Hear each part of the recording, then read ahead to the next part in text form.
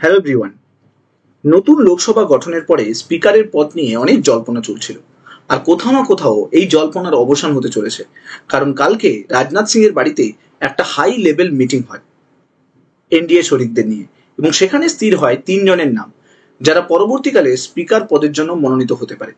আজকের এই ভিডিওতে আমরা ডিটেলসে দেখব যে এই স্পিকার পদের জন্য কারা মনোনীত হতে চলেছে এবং তাদেরকে কেন মনোনীত করা হচ্ছে। এই বিষয়ে ডিটেলসে এই ভিডিওটার মধ্যে থাকবে। ভিডিওটা ভালো লাগলে একটা লাইক করে দেবেন, চ্যানেলটাতে নতুন হয়ে থাকলে সাবস্ক্রাইব করে নেবেন, আর ভিডিওগুলোর সম্বন্ধে যা কিছু কমেন্ট থাকবে বা ওপিনিয়ন থাকবে সেগুলো কমেন্ট বক্সে জানাতে ভুলবেন না। চলুন শুরু করা যাক। 18তম লোকসভা শেষ হয়েছে এবং স্পিকার পদ নিয়ে জোর জল্পনা কিন্তু স্টার্ট হয়েছে। আমরা জানি এইবারে লোকসভা ইলেকশনে দুটো দল উঠে আসে, একটা হচ্ছে এনডিএ এবং যারা এই মুহূর্তে গভর্নমেন্ট ফর্ম করেছে, আর একটা দল হলো ইন্ডিয়া ব্লক যারা অপোজিশনে থেকে লড়বে বলে প্ল্যান করেছে। এখন এই যে ইন্ডিয়ান গভর্নমেন্ট ফর্ম হয়েছে, এই ফর্ম করতে দুটো দলের গুরুত্বপূর্ণ ভূমিকা রয়েছে। একটা হলো তেলেগু দেশম পার্টি বা টিডিপি পার্টি, যেটা চন্দ্রবাবু নাইডুর দল, অন্যটা হলো জেডিইউ পার্টি নীতিশ কুমারের দল। এখন লোকসভা ইলেকশনে বিজেপি সংখ্যা গরিষ্ঠতা পায়নি, তাই টিডিপি এবং জেডিইউ সহায়তায় সরকার তৈরি করে বর্তমানে গভর্নমেন্ট ফর্ম করেছে মোদী সরকার। টিডিপি যেটা দাবি করেছে যে তাদের এমপি পদের সঙ্গে সঙ্গে, মানে ক্যাবিনেটে যে এমপি পদ রয়েছে সেই এমপি পদ তো অলরেডি তারা পাচ্ছে, মিনিস্ট্রি পদ তো পাচ্ছেই, তার সঙ্গে সঙ্গে স্পিকার পোস্ট তাদেরকে দিতে হবে। অন্যদিকে বিজেপি চাইছে যে তারা কোনোভাবে স্পিকার পোস্টটা না ছাড়তে। অন্যদিকে আমরা যদি দেখি জেডিইউকে, তারা বিজেপিকে বরাবরই কিন্তু সাপোর্ট করে আসছে স্পিকার পোস্টের জন্য, এবং তারা বলেছে বিজেপি যেটা মনোনীত করবে স্পিকার পোস্টের জন্য তারা তাতেই কিন্তু রাজি হয়ে থাকবে। কিন্তু টিডিপি পার্টি থেকে চন্দ্রবাবু নাইডু বারবারই দাবি করে এসেছে স্পিকার পোস্ট তাদের যেন দেওয়া হয়। এবার যদি অপোজিশন পার্টির ওপিনিয়ন দেখি, সেখানে অপোজিশন পার্টি থেকে সঞ্জয় রাউত, তিনি রিসেন্টলি একটা প্রেস কনফারেন্স করেছিলেন এবং তিনি বলেছেন যে যদি স্পিকার পোস্ট টিডিপি পার্টি থেকে হয় তাহলে তারা কোনো ইলেকশনে যাবেন না, অর্থাৎ কোনো প্রবলেম নেই তাদের কাছে, তারা এই স্পিকার পোস্টকে মেনে নেবেন।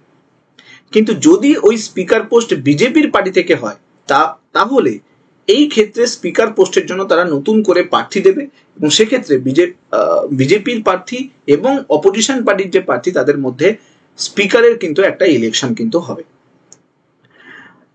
এখন এটা নিয়ে রাজনাথ সিং এর বাড়িতে একটা উচ্চ পর্যায়ের বৈঠক হয়েছিল এবং সেখানে কোথাও না কোথাও দুটো নাম কিন্তু উঠে আসে স্পিকার পোস্টের জন্য। সেই দুটো নাম হলো, একটা অন্ধ্রপ্রদেশ থেকে আর একটা উড়িষ্যা থেকে। অন্ধ্রপ্রদেশ থেকে ডি পুরন্দেশ্বরী এবং উড়িষ্যা থেকে ভাতৃহারি মহাতব, এই দুজনের নাম কিন্তু উঠে আসছে। এখন প্রশ্ন হলো এই ভাতৃহরি মহাতব ইনি কে? দেখো, সম্প্রতি আমরা দেখেছি যে উড়িষ্যাতে বিজেপি সংখ্যাগরিষ্ঠতা নিয়ে সরকার তৈরি করেছে। 30 বছরের বিজু জনতা দলের যে সংখ্যাগরিষ্ঠতা উড়িষ্যাতে ছিল তাকে সরিয়ে নতুন করে সরকার তৈরি করে বিজেপি। আর এই সরকার তৈরি করতে সব থেকে গুরুত্বপূর্ণ ব্যক্তি যিনি হেল্প করেছিলেন বা সাহায্য করেছিলেন আমরা বলতে পারি, তিনি হলেন এই ভাতৃহরি মহাতব। ইনি আগে অলরেডি বিজু জনতা দলের কিন্তু একজন মেম্বার ছিলেন, পরবর্তীকালে তিনি বিজেপির সঙ্গে চলে আসেন। বিশেষজ্ঞ মহল যেটা মনে করছেন যে হয়তো মোদী উড়িষ্যা থেকে ভাতৃহরি মহাতবকে স্পিকার পোস্টের জন্য দাবিদার করতে পারে। এবার আসি আরেকজনের নাম, যিনি হলেন পুরন্দেশ্বরী।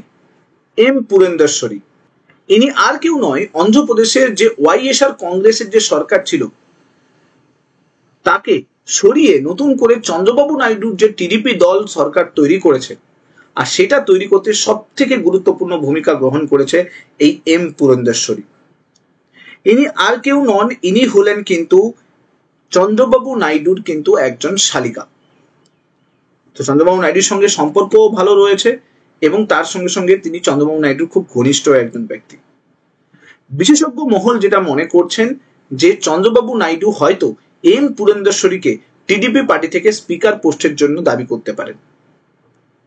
এবার যদি বিজেপি, টিডিপি এবং জেডিইউর মধ্যে লোকসভা স্পিকার পদের জন্য পারফেক্ট প্রার্থীকে খোঁজা হয়, তাহলে এটা দেখা যাচ্ছে যে টিডিপি দলের এম পুরেন্দ্রশ্বরী যিনি রয়েছেন তিনি হয়তো স্পিকার পদের জন্য মনোনীত হতে পারেন এবং বিজেপি হয়তো এম পুরেন্দ্রশ্বরীকেই নতুন করে স্পিকার পদে মনোনীত করবে, কারণ সেক্ষেত্রে অপোজিশন পার্টির থেকে কিন্তু আর কোনো মত পার্থক্য থাকবে না।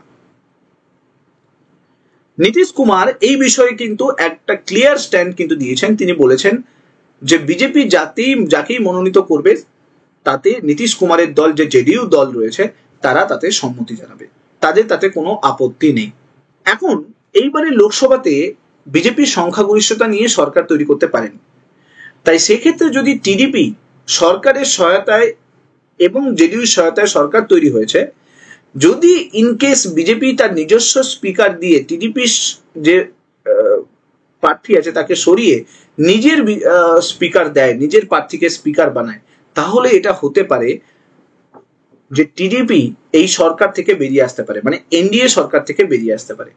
আর যদি এনডিএ সরকার থেকে বেরিয়ে আসে তাহলে এটা বলা হচ্ছে যে বিজেপির যে সরকার, যে এনডিএ গভর্নমেন্টের যে সরকার, সেটা কিন্তু ভেঙে যেতে পারে। এটা কে বলছেন? এটা বলছেন কর্ণাটকের সিএম সিদ্ধারামাইয়া, যিনি অলরেডি এনডিএর একজন শরিক, এবং তিনি বলছেন যে অ্যান্টি ইনকামবেন্সি কিন্তু অলরেডি এনডিএ সরকারের উপরে একটা রয়েছে, মানুষের একটা ক্ষোভ অলরেডি এনডিএ সরকারের উপর রয়েছে। এই সমস্ত জোর জল্পনার মধ্যে এনডিএ জানিয়েছে যে 25শে জুন তারা লোকসভা স্পিকার পদের জন্য প্রার্থী ঘোষণা করতে চলেছে এবং যার ইলেকশন হবে 26শে জুন, অর্থাৎ স্পিকার পদের যে ইলেকশন সেটা 26শে জুন হবে। এখন দেখার বিষয় যে অপোজিশন পার্টি কাকে সাপোর্ট করে এবং টিডিপি পার্টি থেকে বিজেপি প্রার্থী করে কিনা, আর যদি বিজেপি নিজের থেকে প্রার্থী করে, অর্থাৎ নিজের থেকে যদি স্পিকার পদের জন্য মনোনীত কোনো প্রার্থীকে চুজ করে, তাহলে হয়তো ভবিষ্যতে আমরা প্রথমবার দেখতে পাবো যে অপোজিশন পার্টি থেকেও প্রার্থী আসবে স্পিকার পোস্টের জন্য এবং তাতে স্পিকার পোস্টের একটা ইলেকশন কিন্তু হবে, যা স্বাধীনতার পরে কখনো ঘটেনি। কারণ স্বাধীনতার পরে যতবারই স্পিকার পদের জন্য হয়েছে ততবারই কিন্তু স্পিকার পদের প্রার্থী মনোনীত হয়েছে মেজরিটি পার্টি থেকেই, অর্থাৎ যে সরকার তৈরি করে সেই পার্টি থেকেই স্পিকার পদের প্রার্থী হয়ে এসছে, কোনো ইলেকশন হয়নি। বাট এই প্রথমবার যদি এটা হয় তাহলে এটা স্বাধীনতার পরে প্রথমবার এরকম কোনো ঘটনা ঘটবে যেখানে স্পিকার পদের জন্য ইলেকশন হচ্ছে। এখন 26শে জুন আর 25শে জুন এই দুটো ডেটের উপরে আমাদের চোখ থাকবে। স্পিকার পদের নতুন প্রার্থী কে হতে পারে, সো ডিটেলসে পরবর্তীকালে ভিডিও আমি দেব। ভিডিওগুলো যদি আপনাদের ভালো লাগছে তাহলে আপনারা লাইক করে দেবেন, চ্যানেলটাতে নতুন হয়ে থাকলে সাবস্ক্রাইব করে দেবেন, আর মাস্ট আপনার ওপিনিয়ন কমেন্টে জানাতে ভুলবেন না। Thank you so much. Next ভিডিওতে আপনাদের সঙ্গে আবার দেখা হবে। Till then, bye by.